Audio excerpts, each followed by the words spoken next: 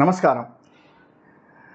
காந்தாரா தமிழ் நேயர்களுக்கு வேங்கடம் ராம்நாராயண் அன்பு கலந்த வணக்கங்கள். எதிர்வரக்கூடிய 2025 என்றென்றும் மேன்மையை எண்ணிக்கொண்டிருக்கும் மேஷராசி நண்பர்களே, மனிதன் என்றாலே எதிர்பார்ப்பு தான். அப்படிப்பட்ட ஒரு எதிர்பார்ப்பு நமக்கு இந்த 2025 எப்படி இருக்குன்னு பார்க்கறதுக்கு முன்னாடி கிரக பொசிஷன்ஸை பார்த்துக்கலாம். மேஷத்திற்கு 2ஆம் இடத்தில் ரிஷபத்தில் குருவும், 4இல் கடகத்தில் செவ்வாயும், 6இல் கன்னியில் கேதுவும், அதுதான் லக்னமாக இருக்குது. 7, 8இல் புதனும், அதாவது விருச்சிகத்தில் புதனும், 9இல் சூரியன் சந்திரன், அமாவாசைக்கு அடுத்த நாள் பிறக்குது இந்த வருஷம் பார்த்துங்க. அடுத்தது 11ஆம் இடத்தில் சுக்கிரன் சனி, 12இல் ராகு இருந்து நம்மை வழிநடத்துகிறார்கள். 1/1/2025 மார்கழி மாதம் பிரதமையில் புதன்கிழமை பூராட நட்சத்திரத்தில் சுக்கிர தசையில் பிறக்கிறது. அப்பா, சுக்கிர தசை அப்படின்னாலே நமக்கு ஒரு நல்ல எதிர்பார்ப்பை கொடுக்கக்கூடிய தசை. இந்த 2025 மேஷம் அப்படின்னா 3 நட்சத்திரங்கள், அஸ்வினி, பரணி, கிருத்திகை, இந்த 3 நட்சத்திரங்கள் இருக்கும். இந்த 3 நட்சத்திரத்துக்கு 2ஆம் இடத்தில் குரு அப்படிங்கிறதுனால நமக்கு ஏற்றத்தை தரக்கூடியதாக, நாம் பேசக்கூடிய எல்லாமே நமக்கு சாதகமாக மேஷராசிக்காரர்களுக்கு அமைந்திருக்கும் என்பதில் சிறிதும் சந்தேகமில்லை. 4ஆம் இடத்துல செவ்வாய். இந்த செவ்வாய் அப்படிங்கிறவன் மங்கள காரகன். 4ஆம் இடத்துல சார் செவ்வாய் அந்த இடத்துல நீச்சமாச்சே சொல்கிறவங்க சொல்லிட்டு போட்டோம். ஆனால் ஒரு கிரகத்துக்கு உச்சம் நீச்சம் என்பது இல்லை. அந்த கிரகத்தினுடைய பலன் தரச்சு அது கிடையாது, பாவனம் தான் அந்த மாதிரி இருக்குது. இப்போ செவ்வாய் அப்படின்னா மங்களம் அப்படின்னு சொல்லுவோம். பூமி காரகனாக விளங்கக்கூடியவன் அவன். நிலத்தில், அதாவது செவ்வாய் இருக்கக்கூடிய இடம் கடகம், கடகராசி, அது சந்திரனுடைய வீடு. அந்த சந்திரன் நமக்கு எப்படி இருக்கிறான்? ஏன்னா 27 ராசியில் சுற்றி வரக்கூடிய ஏற்றம் தரக்கூடியதாகத்தான் இருக்கும். ஏற்றம் இறக்கம், ஏற்றம் இறக்கமாக இருக்கக்கூடியது. அதாவது நிலம், வீடு, வாகனம் இதெல்லாம் வாங்கணும்னு நாம் நினைச்சோம்னா முழுமையாக முயற்சி செய்தால் நமக்கு பலன் கிடைக்கும். வாங்கலாமா வேண்டாமா, சரி செய்யலாமா வேண்டாமா அப்படின்னா அந்த மாதிரி ஒரு ஹேஸ்டி டெசிஷன் எடுத்தால் நமக்கு அது பலன் தராது. ஏன்னா செவ்வாய் அங்கே இருக்கிறதுனால சில சமயத்தில் கொஞ்சம் அக்ரஸிவாக டெசிஷன் எடுக்க வேண்டிய சூழ்நிலை நமக்கு இருக்கிறது. இது ஆரம்பம் தான். நம்ம 3 பிரிவாக பிரிச்சுக்கலாம். ஏன்னா முதல் 3 மாதங்கள் இந்த 2025 அப்படிங்கிறது கிட்டத்தட்ட சனி பயிற்சி வரைக்கலாம். அதற்கு அடுத்து வரக்கூடிய 6-7 மாதங்கள் குரு ராகு பயிற்சியும் ஒரு பலன் அப்படின்னு நம்ம சொல்லச்சு நிகழக்கூடிய பயிற்சிகளை வைத்து தான் நம்ம பலன் சொல்கிறோம். இதை எல்லாத்தையும் கொண்டு தான் பலன் சொல்கிறோம். அதே மாதிரி இப்போ நம்மளுக்கு இந்த செவ்வாய் மட்டும் பார்க்கறது இல்லை. ஏன்னா செவ்வாயினுடைய வீடாக நமக்கு 8வது வீடு அமைந்திருக்கிறது. அந்த 8வது வீட்டில் புதன், 3ஆம் வீட்டுக்கு அதிபதியான புதன் 8ஆம் வீட்டில் அமைந்திருக்கான். அது நமக்கு ஒரு, அதாவது கெட்டவன் கெட்டிடில்னு நிறைய வசனங்கள்லாம் சொல்லுவாங்க. அந்த மாதிரி ஏற்றத்தை தரக்கூடியதாக அமைந்திருக்கும். அதெல்லாம் விடுங்க சார், நமக்கு எப்படி இருக்கும், மேஷ ராசிக்காரர்களுக்கு எப்படி இருக்கும்? ஏன்னா அஸ்வினி, பரணி, கிருத்திகைனா 3 நட்சத்திரம். ஒன்று கேது திசையில் ஆரம்பிக்கிறது, இன்னொன்று சுக்கிர திசையில் ஆரம்பிக்கிறது. இந்த வருஷமும் சுக்கிர திசையில் ஆரம்பிக்குது. 3வது சூரிய திசையில் ஆரம்பிக்கிறது. சூரிய திசையில் ஆரம்பிக்கச்சே மேஷத்திலே சூரியன் உச்சனாக இருக்கிறான். ஆனால் இங்கே நம்மளுக்கு வருஷம் ஆரம்பிக்கச்சே வேற மாதிரி. வருஷம் ஆரம்பிக்கச்சே 1-5-9 அந்த லாபஸ்தானத்தில் குருவனுடைய வீட்டில் சூரியன் இருக்கான். இதனால் யாருக்கு சார் ஏற்றம்னா அரசியல்வாதிகளுக்கு ஏற்றம், ஆன்மீகவாதிகளுக்கு ஏற்றம். நிச்சயமாக அரசியல்வாதியும் ஆன்மீகவாதியும் அவர்கள் நினைத்ததை சாதித்து கொள்ளக்கூடிய பக்குவமுடையவர்களாக இந்த 2025 இருக்கிறார்கள். அடுத்தது நம்ம பார்க்கணும்னா சனி. இந்த சனி நமக்கு 11ஆம் வீட்டில் இருக்கான், 12ஆம் வீட்டிற்கு இடம் பெயர்கிறான். அதே மாதிரி கொஞ்ச நாள் சனி ராகுவும் கூட இருக்காங்க. அதுவும் கூட உட்கார்ந்து சுக்கிரனும் புதனும் கும்மி அடிக்கிறார்கள். அந்த ஒரு 40 நாள் கொஞ்சம் கேர்ஃபுல்லாக இருப்பது ரொம்ப நல்லது. இருந்தாலுமே மேஷராசிக்காரர்களுக்கு அது அவ்வளவாக பலன் தராது. ஏன்னா 12ஆம் இடம் அப்படிங்கிறதுனால கொஞ்சம் பரவாயில்லன்னு யோசிச்சுக்கலாம். இருந்தாலுமே கேர்ஃபுல்லாக இருக்கிறது நல்லது. எப்படின்னா முதல் 3 மாதங்கள் ஆரம்பிக்கிச்சு இந்த தமிழ் வருடப்பிறப்பு வரைக்கும் நாம் ரொம்ப கேர்ஃபுல்லாக இருக்கிறது மிக மிக நல்லது. இப்போது சுக்கிரன் நமக்கு 2ஆம் வீட்டுக்கும் 2க்கும் 7க்கும் அதிபதியான சுக்கிரன் லாபஸ்தானத்தில் ஆரம்பத்தில் இருக்கான். அதனால் கணவன் மனைவிக்கு இடையே உள்ள உறவு என்பது மேம்படக்கூடியதாக அமைந்திருக்கிறது. சார் இது வரைக்கும் எப்படி சார் இருந்தது? அப்படியே தான் இருந்தது அப்படின்னு கிடையாது. 2025 இப்போ நமக்கு பிறக்க போகிறது முதல் குரோதி வருஷம். கொஞ்சம் குரோதத்தை கொடுத்ததாக, நாம் நினைக்கிறதெல்லாம் சாதிக்க முடியாததாக இருந்தது. எதிர்வரக்கூடிய வருடம் நாம் நினைத்ததை சாதிக்கக்கூடியதாக இருக்கும். எப்படின்னா 2வது குரு, 2ஆம் இடத்துல இருக்கக்கூடிய குரு நம்ம கொஞ்சம் சமாதானப்படுத்தி வச்சிருவான். நம்ம அப்பப்போ ரொம்ப கணவனுக்கு மனைவியோ மனைவிக்கு கணவனோ கொஞ்சம் குரல் ரைஸ் ஆகிற போது இல்லை கொஞ்சம் பொறுமையாரு எல்லாம் நடக்கும் அப்படின்னு ஒரு சமாதானத்தை நமக்கு கொடுக்கக்கூடியவனாக அமைந்திருக்கிறான். அது ரொம்ப திருப்தியாக இருக்குது சார். இது இரண்டாவது. மூன்றாவது விஷயம் என்னன்னா, எல்லாருக்கும் இருக்கக்கூடியது, நான் செய்கிற பிஸ்னஸ் நல்லா இருக்குமா, வியாபாரம் எப்படி இருக்கும். நம்ம பண்ணக்கூடிய வியாபாரங்கள் அப்படின்னா, வியாபாரத்துக்கு அதிபதியானவன் புத்திகாரகன் புதன், அதை எடுத்து செல்லக்கூடியவன் குரு, அந்த இடத்தில் இருக்கக்கூடியவன் சனி தான் வியாபார காரகனாக நமக்கு இருக்கிறான். 10க்கும் 11க்கும் ஆன சனி 11ல் இருக்கான் லாபஸ்தானத்தில். இப்போ மேஷத்துக்கு அவன் 7.5 நாட்டு சனியாக வருகிறான். அந்த 7 நாட்டு சனியாக வரச்சே சில பாதகங்களை செய்வான். அது ஒன்றும் சந்தேகமே இல்லை. பிஸ்னஸ் பண்ணுறவங்களுக்கு, வியாபாரம் பண்ணுறவங்களுக்கு நல்லா தெரியும், வியாபாரம் என்பது வெறும் லாபம் மட்டுமல்ல, நஷ்டமும் உண்டு. ஆனால் முதல் 3 மாதத்தை நம்ம தாண்டிட்டோம்னா அந்த நஷ்டம் அப்படிங்கிறது கொஞ்சம் ஏற்றம் தரக்கூடியதாக இருக்கும். எப்படி அப்படின்னா, குருவினுடைய பயிற்சி.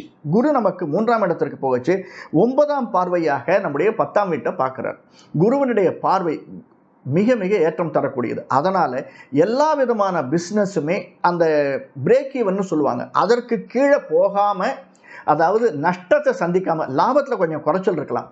இப்போ 20% லாபம் வைக்கணும் அப்படின்னா ஒரு 15%, 10% கூட லாபம் வரலாம். ஆனால் அதற்கு கீழே நஷ்டம் வராமல் காப்பாற்றுவதற்கு குரு நமக்கு உதவி பெறுகிறார். அதில் ஒன்றும் சந்தேகமே இல்லை. ஏன்னா குரு இருக்கக்கூடியதும் ரோகிணியினுடைய காலில் தான் இருக்கார். அதற்கடுத்தது இங்கே ரிஷபத்தில் இருந்தாலும் மிதுனத்துக்கு சென்றாலும் மிருகசீரிஷத்தினுடைய கால், மிருகசீரிஷம் சித்திரையாவிட்டம் செவ்வாயினுடைய கால். அந்த செவ்வாய் நமக்கு லாபஸ்தானத்தில் 4ஆம் இடத்துல இருக்கார். இதையெல்லாம் நம்ம வைத்து பார்க்கிற போது construction business, real estate business பண்ணுறவங்களுக்கு மிக மிக ஏற்றம் தரக்கூடியதாக அமைந்திருக்கும். அது விவசாயம், ஏன்னா ரியல் எஸ்டேட் அப்படிங்கிறது நிலமும் நீரும் சம்பந்தப்பட்டது. அதனால் விவசாயமும் மீன்வளத்துறையும் அதிகமாக சம்பந்தப்பட்டது. இந்த தொழில் செய்பவர்களுக்கு முதல் 3 மாதங்கள் தவிர அடுத்து வரக்கூடிய 8-9 மாதங்கள் மிகவும் ஏற்றம் தரக்கூடியதாக அமைந்திருக்கிறது. இந்த சின்ன விஷயங்கள், சனி 12ஆம் இடத்துல வர்றது நமக்கு மெயினாக, ராகு கூட இருக்குது. ராகு வந்து ஜலராசி, அது மீனத்தில் இருக்கிறதுனால அவன் வந்து நமக்கு 11ஆம் இடத்துக்கு போகிறான், லாபஸ்தானத்துக்கு போகிறான். இந்த விஷயங்களினால் திரைத்துறையில் இருப்பவர்களுக்கு, சின்ன திரையாக இருந்தாலும் சரி, பெரிய திரையாக இருந்தாலும் சரி, அது வந்து நிழலும் இசையும் சம்பந்தப்பட்ட ஒரு துறை. அதனால் ஒளியும் சம்பந்தப்பட்டது. ஒளியானது சூரியன், அந்த சூரியன் அங்கே இருக்கா, அடுத்தது இடம்பெயர்கிறான் நமக்கு லாபஸ்தானத்துக்கு 10, 11, 12, 1, 2 இப்படிப்பட்ட இடங்களில் சூரியன் வரபோது இந்த திரைத்துறையில் இருப்பவர்களுக்கு ஏற்றத்தையும் மாற்றத்தையும் தருவதற்கு நிச்சயமாக காத்திருக்கிறான். ஆனால் என்ன ஒன்று, 7 நாட் செய்வதனால ரொம்ப எஃபர்ட் போட வேண்டியதாக இருக்கும் சார். ஒரு டைரக்டர் போய் நம்ம பார்த்தோம் அப்படின்னா ஒரு 2 தரம் 3 தரம் பார்த்தோம்னா அவர் சரின்னு சொல்ல மாட்டார். நமக்கு கொஞ்சம் சலிப்பாக இருக்கும். என்னடா இது 3 தரம் பார்த்தோம், அவர் ஒன்றுமே கண்டுக்கலையே. அதனால் நம்முடைய முயற்சியை கைவிடக்கூடாது. சனி என்பவன் ஸ்திர புத்தின்னு சொல்லுவாங்க, ஸ்திரவாரம் சனிக்கு. அதனால் நம்ம ஸ்திரமாக எடுத்து வச்சோம்னா, காலை எடுத்து வச்சோம்னா, ஏன்னா பல பேர் சொல்வதுண்டு 7 நாட்டு சனியில் தான் பல பேருக்கு ஏற்றம். அதாவது உச்ச நட்சத்திரமான நடிகர் 14 படம் நடித்ததும் 7 நாட்டு சனியில் தான். ஒரு நடிகர் அல்லது நடிகை சிஎம் ஆனதும் 7 நாட்டு சனியில் தான். ஆனால் என்ன ஒன்று, இப்போ 8 மணி நேரம் ஒர்க் பண்ணுறோம் அப்படின்னா 10 மணி நேரம் ஒர்க் பண்ண வேண்டியிருக்கும். இந்த டிரைவர்ஸுக்கு மெயினாக புழிஞ்சி எடுத்துடும் சார்.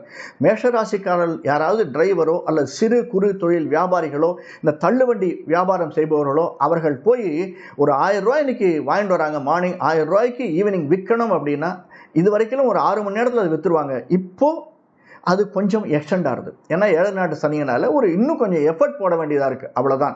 அந்த எஃபர்ட்டை போடுறதுக்கு நம்ம ரெடியாக இருந்தோம்னா நிச்சயமாக நமக்கு ஏற்றமும் மாற்றம் உண்டுங்கிறது சந்தேகமே இல்லை. இப்போ அடுத்தது நமக்கு முக்கியமாக 2 விஷயங்கள் வரும் சார். நம்ம பிறந்தோம்னா அடுத்தது நம்மளுடைய சந்ததிகள் எப்படி சார் இருக்கும். என்னுடைய குழந்தைக்கு கல்யாணம் ஆகுமா, படிப்பு, வெளிநாடு போவானா, நான் வெளிநாடு போவேனா, ஜாலியாக இருப்பேனா. ஏன்னா நமக்கு ராகு 12க்கு இருக்கவன் 11 வரக்கூடியவன். அதனால் நிச்சயமாக வெளிநாட்டு சந்தர்ப்பம் நமக்கு உண்டு.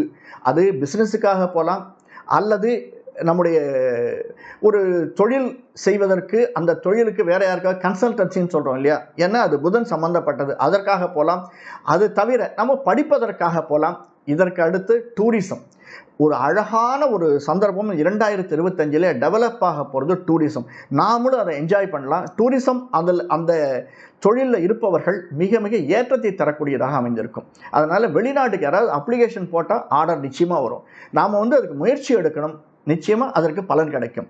முக்கியமாக இந்த டூரிசம்னு ஒன்றே நாம் செய்யக்கூடிய போடுற எஃபர்ட் இருக்கு இல்லையா, இந்த அத்தனை எஃபர்ட்டுமே நமக்கு பலன் தரணும் அப்படின்னா சின்ன சின்ன விஷயங்கள் நம்ம எடுக்கணும் சார். இன்னும் நம்ம நிறைய பேசலாம். அதாவது எந்த ஒரு முயற்சி எடுத்தாலுமே அதுக்கு அனுகிரகம்னு சொல்லுவாங்க. நாம் நம்மளை கேட்டு எதுவுமே பிறக்கலை, கடவுளுடைய அனுகிரகம் தான் நமக்கு. அந்த கடவுள் அனுகிரகம் நமக்கு இருக்கா, அந்த கடவுளை நாம் பிடித்து கொள்ள வேண்டும். ஒன்றும் இல்லை சார், ஒரு ஆஃபீஸில் போனாலே தேவையில்லாமல் A3 கிளார்க்காக இருந்தான்னா மேலே இருக்கிற மேனேஜருக்கு அனுசரித்து போக வேண்டியதாக இருக்குது இல்லையா. ஒரு எம்எல்ஏ MP நம்ம ஏரியாவுக்கு எதாவது வேணும்னா அவங்களே அனுசரித்து போக வேண்டியதாக இருக்குது. இப்படி நம்மை பிறப்பித்த தெய்வத்துக்கு அனுசரித்து போக வேண்டாமா? நம்முடைய சூழ்நிலை, நம்ம பிறந்தது மேஷராசியில் பிறந்ததுனால செவ்வாய் அந்த இடத்திலே ராசிக்காரகனாக இருக்கிறதுனால முருகனை பற்றி கொள்ளுங்கள். 9க்கு அதிபதி 2025 முருகனுடைய அனுகிரகம் மிக மிக தேவை. அந்த முருகனுடைய அனுகிரகமும் அதுவும் ஆற்று அல்லது கடல் சம்பந்தப்பட்ட இடத்துல இருக்கக்கூடிய முருகனாக இருந்தால் மிக மிக, அதாவது உதாரணத்துக்கு சொல்லலாம் திருச்செந்தூர், அந்த மாதிரி ஒரு சூழ்நிலையில் நம்ம இருந்தோம்னா நிச்சயமாக நமக்கு ஏற்றம் கிடைக்கும். முருகன் அடுத்தது சார், எனக்கு முருகனை விட அம்பாளை பிடிக்கும். அம்பாளை பிடிக்கும்னா நமக்கு 12ல் ராகு, அதாவது ராகு கேதுக்குள்ள அடக்கம். நமக்கு 6ஆம் இடத்துல இருக்கக்கூடிய ராகு 5ஆம் இடத்திற்கு வரா. பஞ்சமஸ்தானத்துக்கு ராகு வரதுனால 11ஆம் இடத்துக்கு ராகு போகிறதுனால அம்பாள் அப்படின்னா இந்த நாகமுத்து மாரியம்மன் அப்படின்னு அம்மனுக்கு மேலே நாகம் இருக்கக்கூடிய அம்மனாக நம்முடைய குலதெய்வமாக இருக்கலாம், இஷ்ட தெய்வமாக இருக்கலாம், அதையும் நாம் வணங்கி வந்தோம்னா நிச்சயமாக ஏற்றம் உண்டு. மூன்றாவதாக சார் இதெல்லாம் வேண்டாம், எனக்கு பிடிக்கும்னா மகாவிஷ்ணு, அதுக்கு ரிலேட்டடாக ஏதாவது சொன்னீங்கன்னா மகாவிஷ்ணுன்னா நரசிம்மர். நரசிம்மருக்கு செவ்வாய்க்கு உகந்தவர் நரசிம்மர். அந்த நரசிம்மருக்கும் தலையில் நாகம் இருக்கிறது. இதையெல்லாம் நாம் வச்சு பார்க்குற போது இன்னொரு முக்கியமான விஷயம், ராகு கேது நமக்கு அனுசரணையாக இருக்கணும்னா நம்ம சிவன் கோயில் போனோம்னா தெரியும், வடமேற்கு திசையில் ராகு கேது சம்பந்தப்பட்ட அந்த ஒரு சின்ன கல் இருக்கும். அந்த கல்லுன்னு நம்ம நினச்சோம்னா அது கல், ஆனால் நமக்கு அனுகிரகம் கொடுக்கக்கூடிய தெய்வம்னு நினச்சா தெய்வம். எப்பயாவது ஒரு மாதத்துக்கு ஒரு தரம் போச்சு அந்த பூசாரிக்கிட்ட, ஒரு பூசாரியோ அங்கே இருக்க குருக்களோ ஒரு 1/2 லிட்டர் பாலை வாங்கி கொடுத்து அதுக்கு அபிஷேகம் செய்ய சொல்லுங்கள். 50 ரூபா ஆகும். நம்ம ஒரு பெரிய யாகம் யஜ்யம் பண்ண வேண்டாம். இந்த சின்ன சின்ன விஷயங்களை செய்து வந்தாலே மேஷராசிக்காரர்களாய் நமக்கு 2025 மிக மிக ஏற்றம் தரும் என்பதில் சிறிதும் சந்தேகமில்லை. நன்றி, வணக்கம்.